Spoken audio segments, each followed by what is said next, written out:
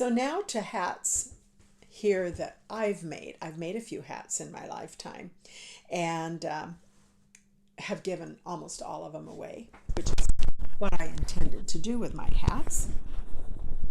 But I don't have any of my baby hats left anymore, but I will show you a book, this little book called Itty Bitty Hats.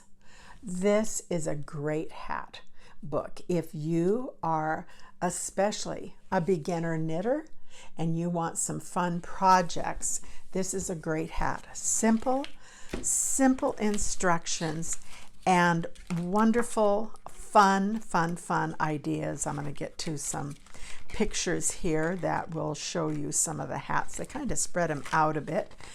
And so I'm going to, Alden and I used to do a lot of RVing, a lot of travel. And I thought this was a cute little boy's hat. I'll tell you more about that in a minute. And we traveled all around the United States in our motorhome. Well, it wasn't a motorhome, it was a truck with a fifth wheel attached. And went to the East Coast a couple of times, and we did 3-month-long tours. We've been in every state. We weren't in Hawaii with our RV, however. But I did a lot of knitting while he was driving, and I got lots and lots of hats made. I mean, oh my goodness, several hundred hats. And I've given them all away. And here's another fun, simple hat. But this book gives so many wonderful ideas, and you can take it and just expand. Here's a little boy's hat with little turtles on it.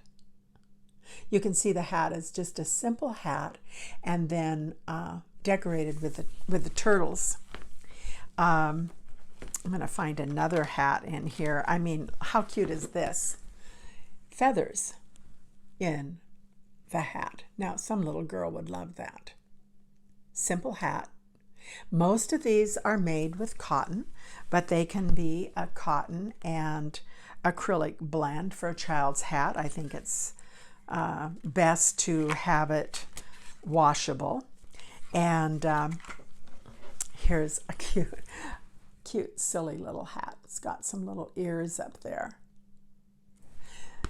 But I've made most every hat in this book. And so I would highly recommend this little hat here on the back. This is really actually cute. I've made several of those hats. So if you're looking for some hats for kids, for young kids, this Itty Bitty Hats book is by Susan Anderson, and I think she has several other hat books out also. But this is a terrific book to get. And like I said, the instructions are very good for beginning knitting. If you've had a little bit of experience and you know how to cast on a stitch onto your needle, you can knit all of these hats in that book. Now I'm going to show you some hats that I've made and some ideas. Lots of my hats that I make now are out of wool. A lot of them are done on the Fair Isle idea. But here is a young boy's hat, and it is wool, but it also has alpaca in it, and so it's just very soft, and it's merino wool, so it has just a yummy feel. And this has a brim that can be folded up, and it's a good hat to start with if you're wanting to learn to do 2 colors. It has a little bit of an intricate design. We have a little moose, of course, on this hat. Great for winter time, but it has just really a nice feel to it. And that's always, you know, the feel of the yarn is important to me. Here's another little hat done differently. It doesn't have a ribbing edge. In fact, it just has a little scalloped edge and ribbing here where I've changed colors, but the very beginning is just a scallop and not a rib. You can just combine things together. You don't have to always have a straight rib. This little hat I kept knitting to a point and then tied a little knot in the very top. Now, we don't have people groups in the United States that particularly wear certain hats anymore. Maybe back in the day you might have seen hats that might maybe identify people. I don't know. But I think these hats just simply say, hey, I have a grandma and she loves me. I think that's what our hats say now that are handmade like this. Now I'm going to show you two hats with the same pattern in the knitting, but what a difference in the effect. This having a lighter background, this one pretty dark with the black. This has a band that turns up. This is just ribbing, short amount of ribbing. Kind of hard to turn this one up. You really need a little bit wider band, but you could do it, I guess. I think of a ribbed edge that you're going to flip up really needs to be, maybe 5 inches, 6 inches, so that you have a good amount to turn up. Put a pom-pom on this one. I wanted to show you the inside. This is Fair Isle knitting. 2 colors, no more than 2 colors, but see, it does have a nice finished inside, so it kind of makes its own pattern inside. So it's finished off nicely inside. Here's another little hat that kind of more of a cap, not a lot of poof left over at the top. It's going to fit close to the head. But I thought it was a very interesting pattern. And I should have looked up, I will post the pattern name on this hat. I always like to give the artists the recognition. That's just the right thing to do. If you post something that is actually from somebody else's pattern, the courteous and right thing to do is post what book you got it out of and who created the pattern. Now, if it's something that you've made yourself, of course, then no problem. But it's just right to give credit due to the ones that have created it. So this has a fun top to it. Another little hat. See, these I haven't found a home for yet. One of these days I'll find just the right home. So this one would be a great beginner hat. Now I wanted to show you this one up close because this has not been blocked yet. So you see you have kind of a crinkly look to it. When I get this wet and block it out, it's just going to make this all lay smooth. It just takes that little bit, there's slubs in the yarn, so that's why you see some of those. That's just part of the yarn. So you see some of those highlighted areas. It's light places and just little fatter pieces of yarn.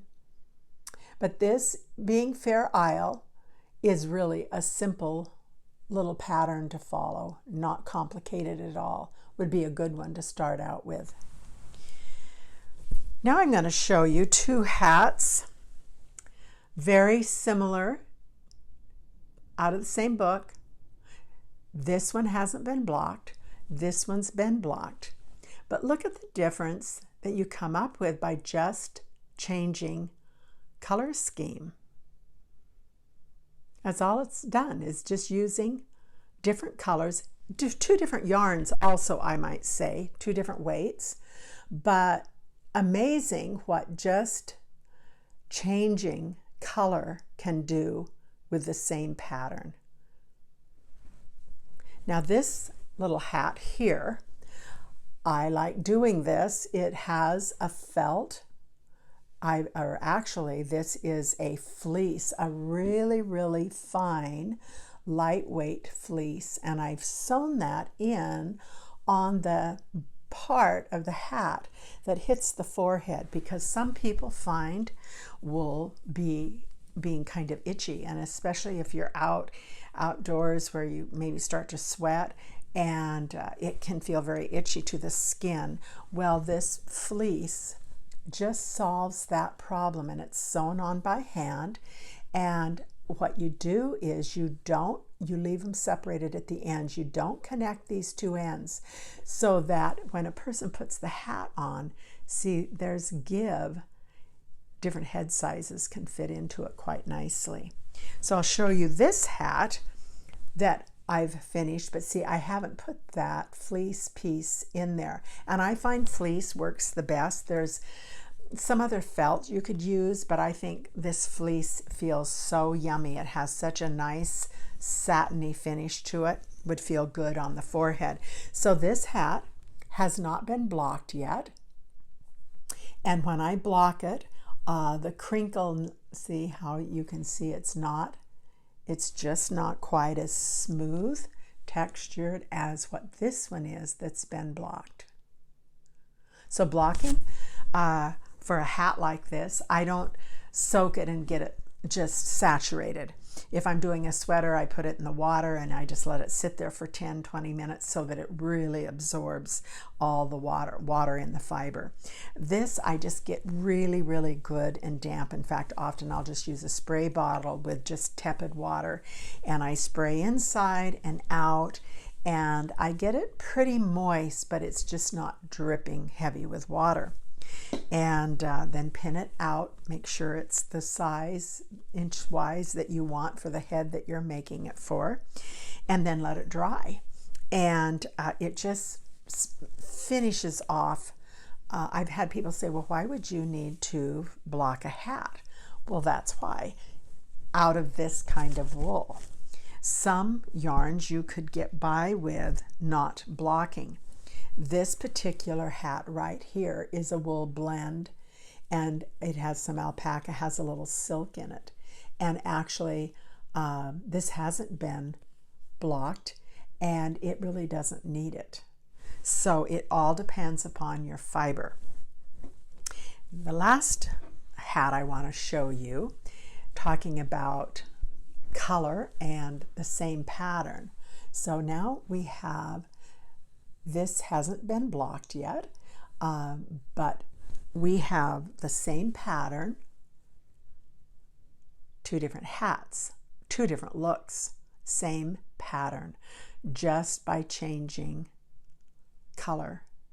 Now this wool has been dyed to these colors.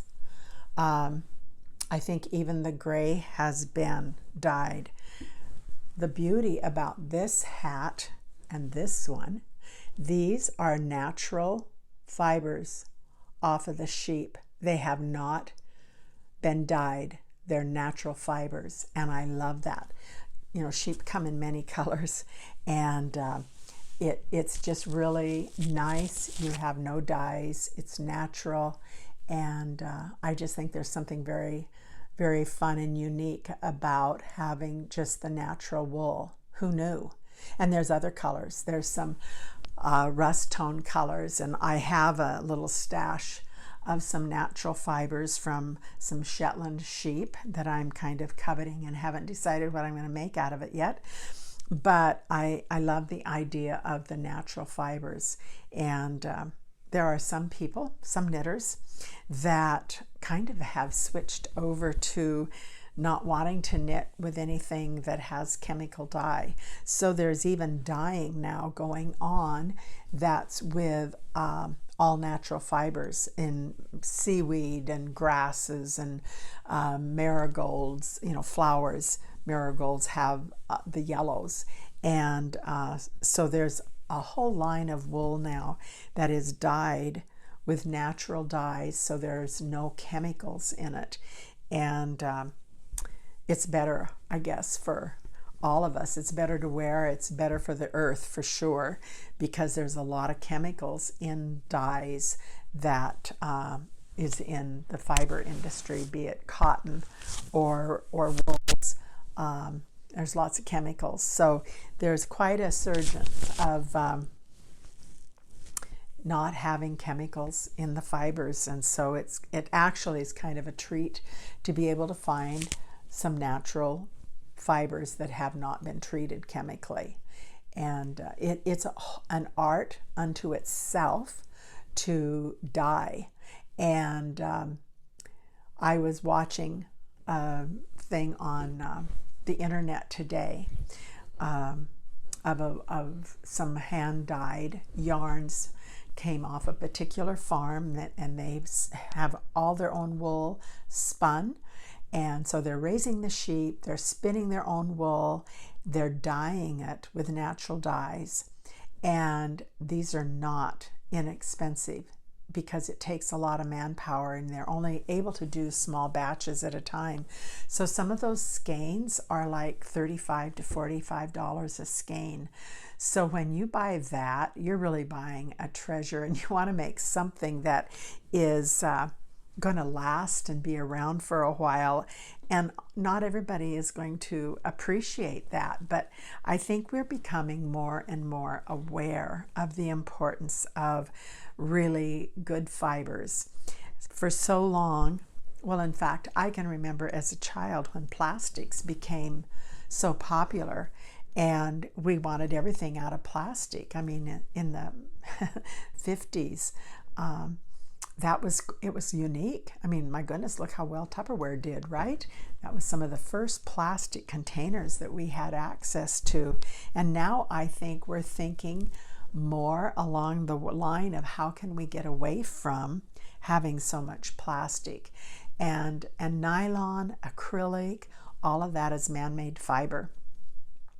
And we're looking for ways to reduce that in our life, in our world.